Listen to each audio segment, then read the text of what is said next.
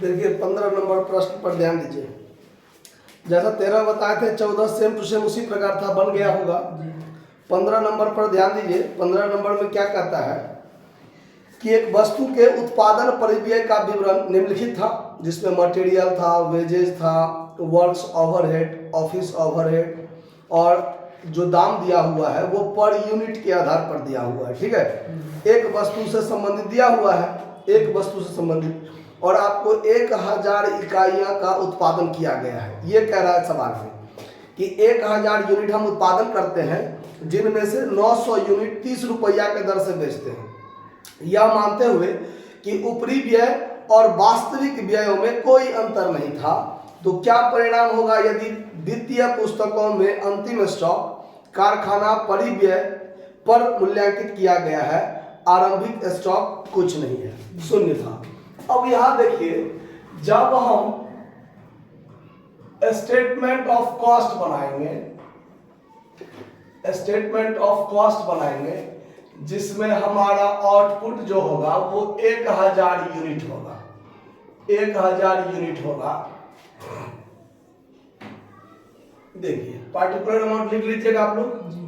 सबसे पहले हम मटेरियल पर काम करेंगे, तो मटेरियल है आपको 10 रुपया पर यूनिट, तो 10 रुपया पर यूनिट, तो 1000 पर कितना हो जाएगा 10,000 एट द रेट ऑफ 7 रुपया पर यूनिट, पर यूनिट। ठीक है, उसके बाद हम इसमें वेजेज जोड़ते हैं।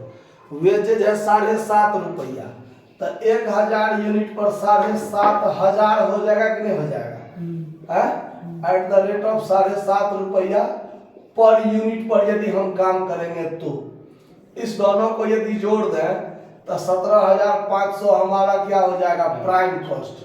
क्या हो जाएगा, प्राइम कॉस्ट। फिर इसमें ऐड करेंगे फैक्ट्री ओवरहेड, फैक्ट्री ओवरहेड, तो फैक्ट्री ओवरहेड है आपको 5.5 रुपया, 5.5 रुपया।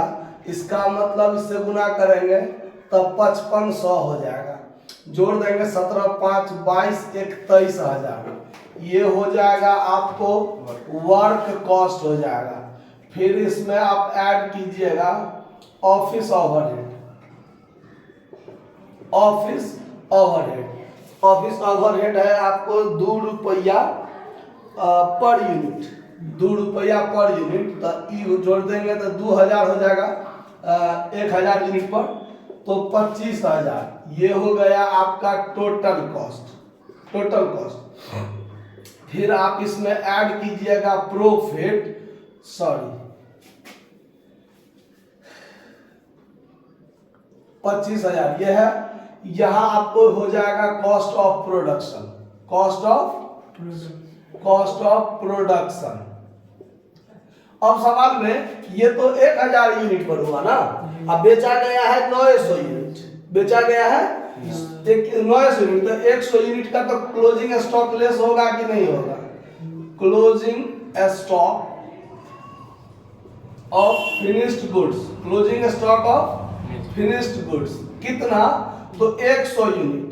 तो देखिए ये जो 25,000 दाम है ये कितना यूनिट का, 1000 यूनिट का, तो 100 यूनिट जो आपका क्लोजिंग स्टॉक है उसका वैल्यू क्या हो जाएगा, इससे इसको काट दीजिए तो 2500, तो ये 2500 जब घट जाएगा इसमें तो 22,500 क्या हो गया आपका टोटल कॉस्ट, यही हुआ ना। अब देखिए, अब इसमें हम ऐड करेंगे प्रॉफिट, ऐड करेंगे प्रॉफिट, तब हमको निकलेगा यहाँ सेल्स, जो सेल्स आपका है 900 unit at the rate of 30 रुपया, है ना, तो 9 या 27,000 का हो जाएगा। तो जब 27,000 का हो जाएगा तो ये कितना हो जाएगा, 4,500 प्रॉफिट हो जाएगा। आया बात समझ में। अब आपको बनाना है trading and PL account, trading and PL account. इसमें क्या होगा वो देखिए, इसमें क्या होगा, डेबिट क्रेडिट। यहां पर आपका मटेरियल, मटेरियल वही हो जाएगा 10,000, आपका वेजेस वही हो जाएगा 7,500, आपका फैक्ट्री ओवरहेड ऑफिस ओवरहेड में कोई अंतर नहीं है, यही कहा गया है ना। फैक्ट्री ओवरहेड कितना है आपका 5500, ठीक है। उसके बाद ऑफिस ओवरहेड ट्रेडिंग अकाउंट में आप यहाँ पर सेल्स लिखिएगा, आप सेल्स लिखिएगा तो सेल्स तो आपका यही होगा 27,000 और आप यहाँ पर आप क्लोजिंग स्टॉक निकालते हैं तो क्लोजिंग स्टॉक जो निकल लेता है यहीं पर निकलेगा क्लोजिंग स्टॉक, यहाँ पर क्लोजिंग स्टॉक निकलेगा। तो देखिए ट्रेडिंग अकाउंट में ही क्लोजिंग स्टॉक निकल जाता है तो फैक्ट्री ओवरहेड तक का ही जितना खर्चा होता है वही सिर्फ क्लोजिंग स्टॉक में होगा, जबकि स्टेटमेंट ऑफ कॉस्ट में ऑफिस ओवरहेड जोड़ने के बाद यहाँ क्लोजिंग स्टॉक निकला है।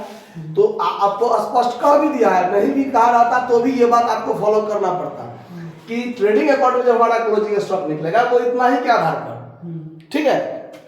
तो देखिए तो ये हो गया 7 5 12 1 13 23,000 दाम है कितना का 1000 यूनिट का ना है, 100 क्लोजिंग स्टॉक रहा है 100 यूनिट, तो इसका वैल्यू क्या हो जाएगा 2300 हो जाएगा।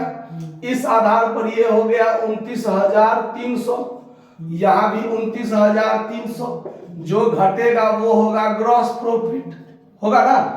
तो इसमें से यदि आप ग्रॉस प्रॉफिट को घटाइएगा तो देखिए कितना हो जाता है 29,300 माइनस 23,000, इसमें से 23,000 को घटा दीजिए, 6,300 हुआ ग्रॉस प्रॉफिट। फिर वो ग्रॉस प्रॉफिट यहाँ आ जाएगा तो ये हो जाएगा 6300 और अब आप यहाँ पर दीजिएगा ऑफिस ओवरहेड कितना है 2000 ऑफिस ओवरहेड दीजिएगा, तब आपको यहाँ पर आ जाएगा 6300 और ये घटाइएगा तो 4300 जो आपका नेट प्रॉफिट होगा, ठीक है। इसमें नेट प्रॉफिट आया 4500, इसमें नेट प्रॉफिट आया 4300, तो दोनों में डिफरेंस कहां से आया, तो डिफरेंस आया ये क्लोजिंग स्टॉक के वैल्यू के कारण, बाकी सब खर्चा बराबर है, सब खर्चा बराबर है, तो फिर डिफरेंस क्यों हुआ लाभ में, तो डिफरेंस हुआ है ये जो क्लोजिंग स्टॉक का वैल्यू है उस क्लोजिंग स्टॉक के वैल्यू के में जो परिवर्तन हुआ उसके कारण हुआ है। तो इसके लिए हमको बनाना है रिकॉन्सिलिएशन स्टेटमेंट हमको बनाना है।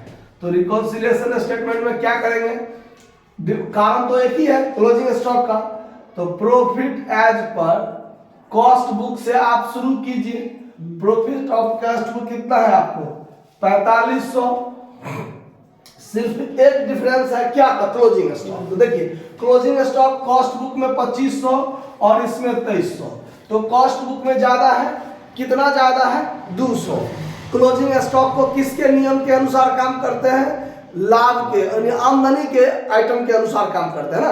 आमदनी का आइटम क्या है कि कम है तो जोड़ दो, अधिक है तो घटा दो।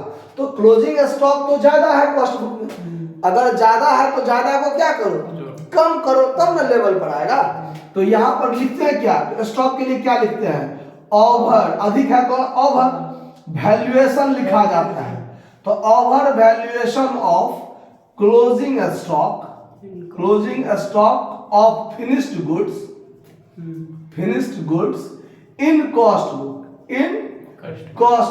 कॉस्ट बुक नहीं कहिए कॉस्ट बुक, ठीक है, समझ में आया बात। चलिए कितना ज्यादा है 200, तो वो 200 क्या हो जाएगा घट जाएगा तो आपका प्रॉफिट कितना हो जाएगा 4300 जो आपके पीएल के अनुसार है।